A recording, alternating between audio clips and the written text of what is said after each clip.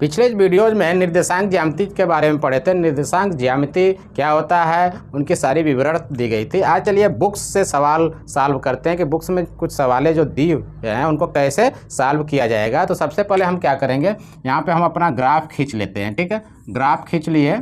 ऐसे हमने बताया था कि यह एक्स एक्सिस होता है और इधर एक्स डैश होता है और इधर क्या होता है वाई होता है, इधर वाई डैश होता है, ऐसे बताया गया था। और यह 0 होता है और इधर 1 2 3 4 5 6 ऐसे चलता है क्रम से। जो उस वीडियो को जिन लोगों ने देखा होगा उनको समझ में आता होगा, या जो लोग पहले से जानते हैं पढ़े हैं तो उनको ऑलरेडी समझ में आएगा ही कि नहीं, हाँ ग्राफ पे जो है निर्देशांक ज्यामिति में ऐसे ही होता है। और इधर माइनस चलती हैं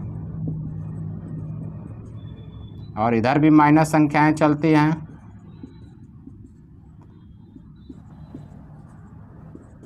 इस बार सभी तरफ 6 6 6 बराबर बराबर खींचा जा चुका है, यानी ये हाथ से खींचा है तो कोई इसमें छोटा बड़ा भी हो सकता है, यानी कि दूरी आप कहें कि यहाँ छोटा है। आप इसको हम माप के स्केल यानी रूलर की सहायता से खींचेंगे तो एकदम अच्छे तरीके से आएगा, सुंदर दिखेगा।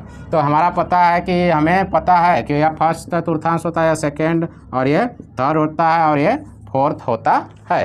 चतुर्थांश को क्या कहा जाता है, चतुर्थांश, यानी इंग्लिश में इसको क्वाड्रेंट्स कहते हैं, क्वाड्रेंट्स कहते हैं। ठीक है, तो ये चतुर्थांश जो होते हैं, प्रथम द्वितीय तृतीय चतुर्थ जो होते हैं, इनके चिन्हों के बारे में बताया जा चुका है कि इसमें प्लस प्लस होते हैं और इसमें माइनस माइनस होते हैं, माइनस प्लस होते हैं और इसमें माइनस माइनस होते हैं, और जबकि इसमें प्लस और माइनस होते हैं। क्यों? क्योंकि इसमें सबसे पहले हम क्या करते हैं, भुज लिखते हैं, फिर बाद में कोटि, यानी यक्स पे चली गई संख्याओं का चिन्ह लिखते हैं, फिर वाई पे, तो यानी पे इस पे दोनों पे प्लस है, इसमें यक्स वाला माइनस है, इसमें दोनों माइनस, इसमें यक्स वाला प्लस है, वाई वाला माइनस है, इसे पता चल जाता है। तो चलिए अब बुक्स से सवाल को देखते हैं कि बुक्स में सवाल क्या है, उन सवालों को सॉल्व किया जाए। तो बुक्स में सवाल देखते हैं। चलिए आइए, बुक्स में सवाल क्या है। जैसे जो हमारा एक्सरसाइज दिया है उसमें दिया हुआ है कि बिंदु -3 और 5 स्थित है, किस चतुर्थांश में स्थित है, यानी यहाँ पे दिया है -3 और 5, यह किस चतुर्थांश में है, तो माइनस लगा हुआ है फिर प्लस है, यानी कि हम देख रहे हैं कि यह द्वितीय चतुर्थांश का, किस चतुर्थांश का, द्वितीय यानी सेकेंड क्वाड्रेंट्स का यह बिंदु है। किस बिंदु का, किस चतुर्थांश का बिंदु है, द्वितीय का। ठीक है, फिर जैसे अगला सवाल दे रहा है कि द्वितीय चतुर्थांश में स्थित किसी बिंदु के भुज और कोटि को क्रमशः चिन्ह क्या लगाएंगे, द्वितीय। देखिए अभी यह पूछा है द्वितीय और उसका चिन्ह भी पूछ रहा है अगले सवाल में,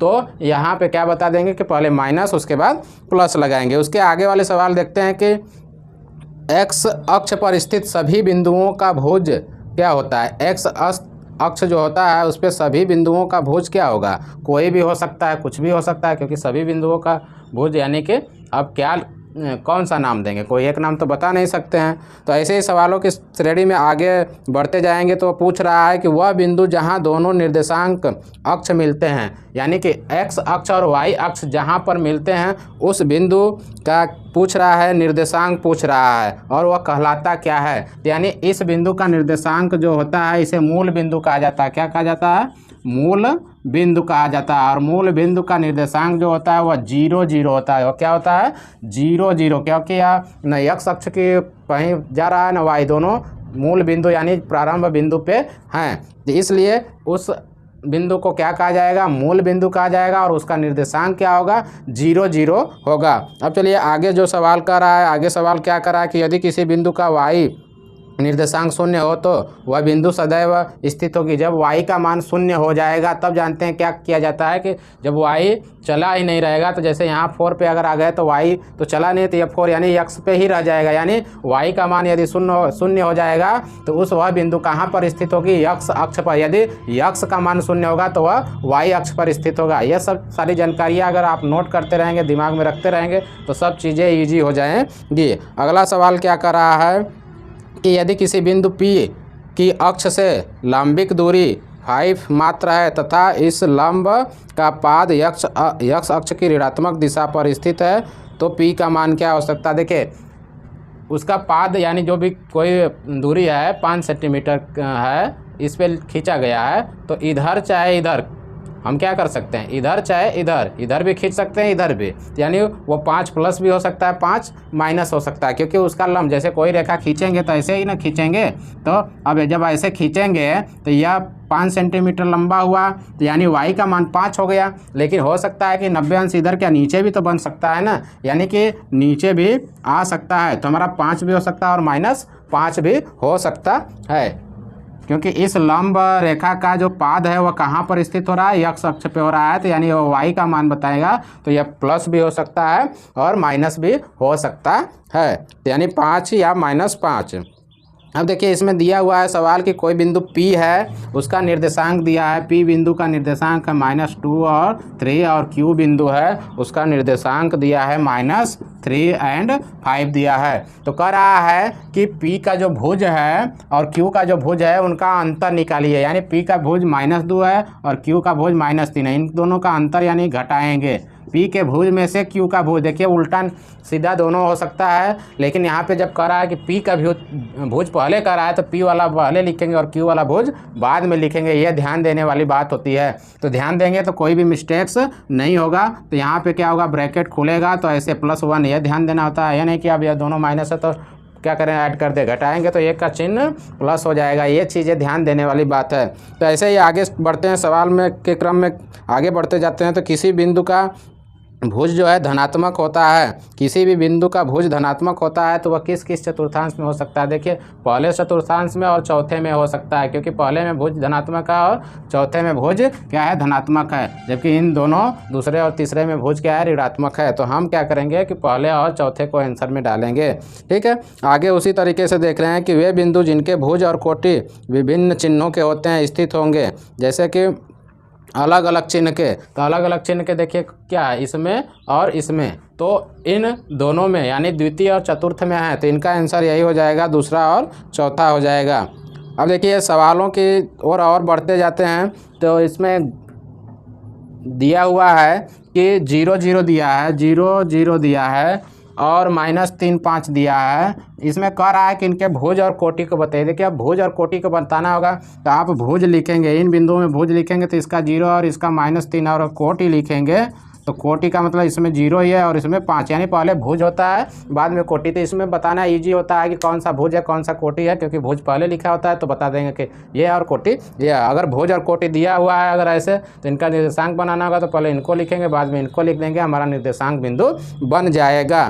तो ऐसे सवालों को हम सॉल्व करते जाएंगे। और भी सवालें देखते हैं। किसी भी बिंदु को अगर दिया रहेगा तो उसका कह रहा है कि बिंदु का निर्देशांक दिया हुआ किस चतुर्थांश में, तो हम उनके चिन्हों के द्वारा हम क्या करेंगे, अगर चिन्ह याद रहेगा तो चिन्हों के द्वारा हम उनके चतुर्थांश बता सकते हैं। अब जैसे सवाल दिया हुआ है कि 5 और 7, कोई किसी बिंदु का निर्देशांक है 5 और 7 और इसका y अक्ष से दूरी पूछ रहा है, y अक्ष से दूरी पूछ रहा है। चलिए हमें ग्राफ पे चलना चाहिए, ऐसे नहीं समझ में आएगा। कहाँ चले, ग्राफ पे। मान लीजिए 5 और 7 बिंदु कहाँ पर है तो देखा जाए तो यहाँ पे देख रहे हैं कि 7 है नहीं और दोनों प्लस है, तो हम चलिए इस ग्राफ को थोड़ा बढ़ा लेते हैं कि हमें 7 चाहिए तो 7 होना चाहिए। तो अब चलिए 5 x पे है और 7 यहाँ पे, लगभग देखिए सीधा करके लगभग आ रहा है यहाँ पे, क्योंकि हम मिलाएंगे तो यानी यहाँ पे 5 और 7 आ रहा है। तो जब 5 और 7 यहाँ पर आ रहा है तो देखिए वो पूछ क्या रहा है, y अक्ष से दूरी। तो यह बिंदु y अक्ष से कितनी दूर, तो यह दूरी लिया जाएगा। किस दूरी को लिया जाएगा, इस दूरी को लिया जाएगा। तो देख रहे हैं कि यह दूरी क्या है यहाँ पे, यानी यह ऐसे दूरी जो होती है y अक्ष से दूरी होगी तो वह क्षैतिज होगी, तो क्षैतिज को भुज कहा जाता है, यानी भुज पर चली हुई दूरी यानी 5। यानी जब भी ऐसी स्थिति आती है कि y अक्ष से दूरी लिया जाए तो वह x अक्ष वाला जो मान होगा उस दूरी को हम बता देंगे, हमारा आंसर सही हो जाएगा। अगर यही x अक्ष से दूरी पूछता है, x अक्ष से दूरी पूछता, देखिए यहाँ से दूरी यहाँ पे जाएगी, यानी ये दूरी है, यानी लंबिक दूरी होगी, क्षैतिज और यह लंबिक है। लंबिक दूरी जो है वह y का मान बताएगा, यानी y यहाँ पे दूरी क्या हो जाएगी 7। यानी जब दूरी पूछेगा तो x अक्ष से पूछेगा तो उसका y का मान दे दीजिए, और y अक्ष का पूछेगा तो x का मान दे दीजिए, यानी दूरी पता चल जाएगी। तो ऐसे प्रश्नावली में सवालें थी जिनको हमने पूरा सॉल्व करा दिया, पूरी सवालों के बारे में बताया। अगर आप इस निर्देशांक ज्यामिति के कुछ इन सवालों को बारे में जानते हैं या पढ़े हैं, या इनको देखने के बाद आपको समझ में आ गया निर्देशांक ज्यामिति के पूरा अच्छे तरीके से, तो आप कमेंट कर हमें ज़रूर बताइए। हमें अच्छा लगेगा कि आपको इस वीडियो को देखने के बाद निर्देशांक ज्यामिति अच्छी तरीके से समझ में आ गया। तो ऐसे ही वीडियो के लिए बने रहिए हमारे YouTube channel your future life के साथ, क्योंकि ऐसे ही कंटेंट्स हमेशा बार बार रोजाना आते रहते हैं, जो कि आपको समय मालूम होगा कि ठीक शाम 6 बजे हमारी वीडियोज पब्लिश होती रहती हैं। तो ऐसे ही वीडियो के लिए बने रहिए हमारे YouTube channel your future life के साथ। पूरा वीडियो देखने के लिए आपका धन्यवाद।